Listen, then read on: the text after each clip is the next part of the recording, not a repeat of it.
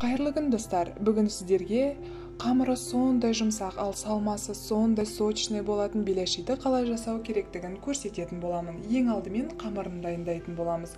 Ол үшін бізге ысқылтым сүт пен су қажет болады, және шекерін салып, дрожжын салып, аппарасын дайындайтын боламыз. Осылайша барлығын жақсылап араластырып, 5 минутқа тыныштыққа қойып, шапка шыққанша күтеміз.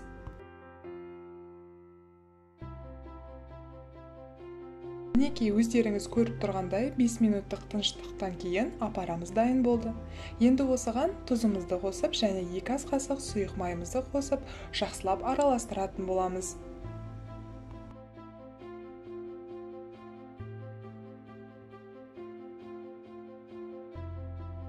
Осылайша жақсылап араластырып болғаннан кейін кезек ұнға келеді. Ұныңыз міндетті түрде електен өткізілген болуы қажет, және барлығын бірден салмаңыз, 3 бөлікке бөліп салғаныңыз тиімді. Себебі алғашқы 2 бөліктен кейін микроволновкада ерітілген маргаринді қосатын боламыз.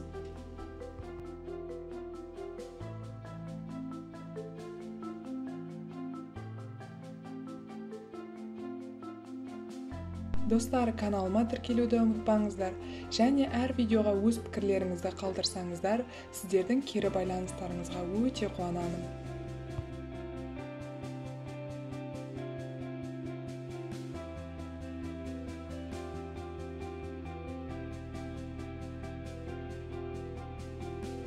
Мінекей, екінші бөлік ұнымызды салып, жақсылап илеудеміз, содан соң ерітілген маргаринімізді құямыз.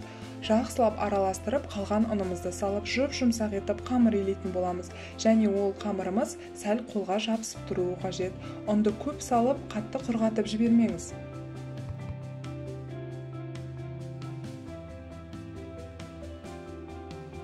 Мінекей, қамырымызды 1-1,5 сағатқа көтерілуге тыныштыққа қоямыз. Сол аралықта салмасын дайындап алатын боламыз. Салмасының барлық құрамы төменде көрсетілген.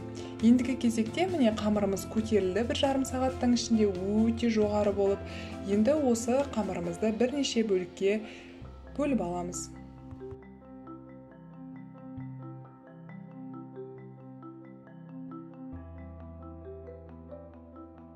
Мінекей, осындай біркелкі бөліктерге бөліп алғаннан соң, барлығын ұнға сәл аунатып, домалатып шығамыз, және 5-10 минут тыныштыққа қойып, көтерілуін күтеміз. Содан кейін ғана барып, оқтаумен жайып бастайтын боламыз.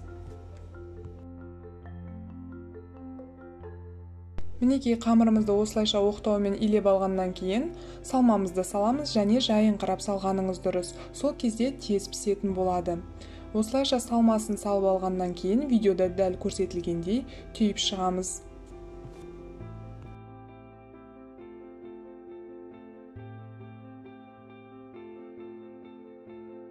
Мінекей, осылай түйгеннен кейін сәл үстінен басып, жалпайтамыз. Осылай дайын болған беляшиларды 15 минутқа көтерілуге тыныштыққа қоямыз. Көтерілгеннен кейін ғана пісіре бастаймыз. Ең алдымен табамызға мол етіп сұйық майыңызды құйып алыңыз, және ең алдымен бірінші қатты қыздырып, содан соң отты бәсеңдетіп барып салып бастаймыз. Ең алдымен тесігі бар жағын қуырып аламыз. Содан кейін ең маңызды жайт, қайнап тұрған майды ортасына құятын боламыз. Сол кезде біздің салмамыз жақсы пісетін болады. Мінекей, видеода көрсетілгендей құйып шығамыз, және 2 қайтара құйғаныңыз дұрыс.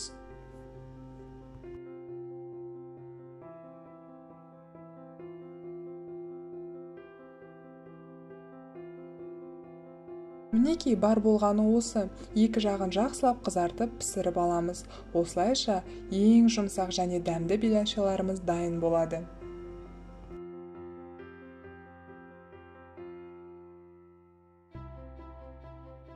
Қамырының жұмсақтығын сөзбен айтып жеткізу мүмкін емес. Сіз де жасап көріңіз. Видеоны соңына дейін көргеніңізге рахмет.